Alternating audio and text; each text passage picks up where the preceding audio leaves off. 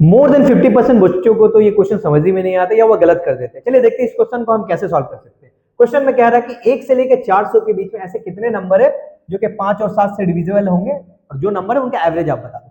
तो बताइए, देखिए कौन सा ऐसा नंबर है जो 5 और 7 दोनों से डिविजिबल होगा। तो 5 और 7 दोनों से डिविजिबल होने वाला नंबर कौन, वो होता है 35, जो कि दोनों का है एलसीएम। यानी 35 जो है वो 5 और 7 दोनों से डिविजिबल होगा। तो हमसे पूछा कि 1 से लेकर 400 के बीच में जितने भी नंबर है जो कि 35 से डिविजिबल है उनका एवरेज बता दो। तो पहला नंबर क्या होगा जो कि 35 से डिविजिबल होगा 1 से 4 के बीच में, तो 35 इंटू 1 होगा। दूसरा क्या होगा, 35 इंटू 2 होगा।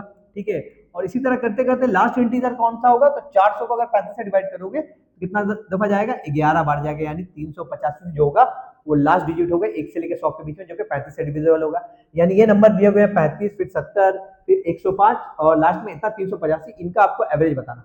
इसको अगर आप ध्यान से देखोगे तो ये एपी सीरीज में, ठीक है, एपी सीरीज में क्या है 35, 70, 105, सबका कॉमन डिफरेंस क्या आएगा, 35 आएगा। तो जब भी कोई नंबर अगर 35 सीरीज में कोई सीरीज, तो उनका एवरेज क्या होता है, तो उसका एवरेज होता है first term plus last term, उनका बस एवरेज निकाल लो। पहला टर्म और लास्ट टर्म का एवरेज निकाल लो।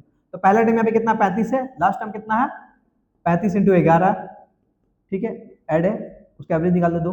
देखो 35 अगर दोनों में से कॉमन लोगे ना, तो यहाँ पे बचेगा 1, यहाँ पे बचेगा 11, यानी 12 हो जाएगा। 2 से डिवाइड करोगे 6 दफा, इसको आप मल्टीप्लाई करोगे तो 210 आएगा, आपका ऑप्शन हो जाएगा, आंसर नंबर डी हो जाएगा, आपका आंसर हो जाएगा। ठीक है, तो इस तरह आसानी से आप इसको बना सकते हो। इस तरह कोई भी आपको क्वेश्चन देखिए 1 से लेकर 100 के बीच में, 1 से लेकर 300 के बीच में, आप उसको आराम से बना सकते हो। ऐसे और भी एक्साइटिंग वीडियोस के लिए वीडियो को लाइक कीजिए, आप चैनल को सब्सक्राइब